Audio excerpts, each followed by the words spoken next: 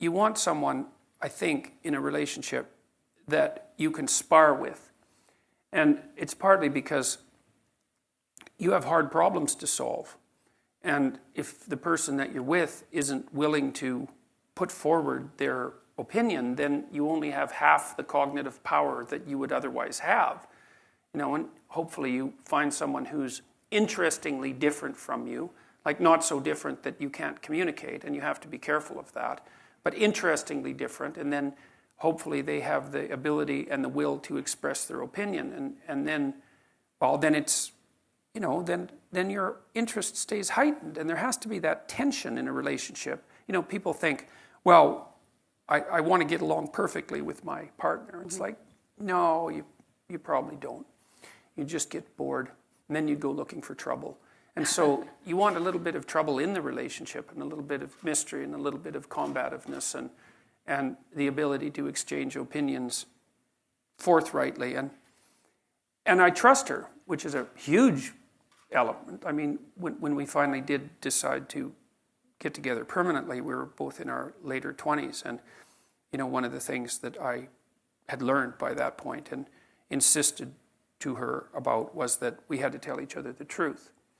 And she took to that wholeheartedly, and for better and for worse, because truths can be harsh. Does that include, does this outfit make me look like that? Yeah, well, the truthful answer to that is I don't answer questions that are likely to get me in trouble. Yeah, so...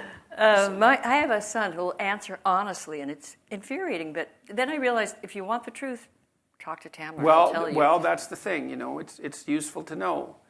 The truth is empowering. Truth tellers are charismatic, and actually both my sons are brutally honest, which is disconcerting. Yeah. But I can see that it's made them very formidable, and because of people trust them and the friendships, and just it gives them and you've written a lot about this. Well, if I tell my wife that she looks good in an outfit, she knows that I mean it. Yeah. And so there's some utility in that. And then if you're silent and say, I don't answer questions, that she goes and changes it. Well, sometimes she'll say, do you like this? And I'll tell her that I don't. And that doesn't necessarily make her happy in the moment. Right.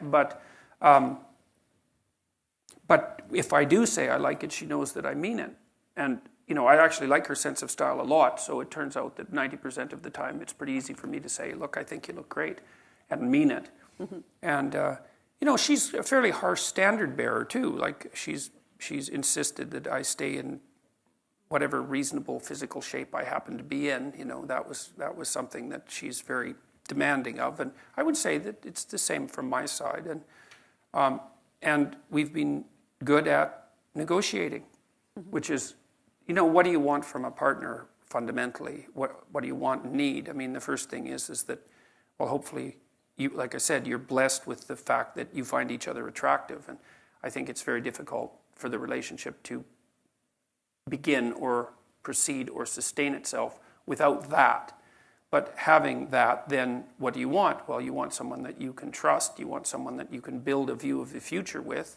And you want someone that you can negotiate with. And that's very hard to negotiate with people because they have to tell you what they think. They have to know what they want or figure it out. They have to tell you what they want. They have to be satisfied when they get what they want, which is also a very difficult thing to manage. And you have to continually update that because your life goes through different stages. And your attraction wanes, as we all know at our stage of life, not fatally necessarily. Speak for yourself. but you will go. I mean, you will not be 25 forever. So that has to be renegotiated. Yeah, well, and you have to work at that too, right. And that's something that people also don't understand because they tend to think that, well, that all romantic interaction should be spontaneous. It's like, well, if that's your theory, then you might as well just give up right now if you're going to get married because the only reason you can think that is because you don't have enough responsibility to make romantic entanglement virtually impossible. And what happens when you're married, especially when you have little kids, is that and you both have a job, let's say, is you're so busy that the probability that you're going to find time for spontaneous mutual interaction decreases to 0.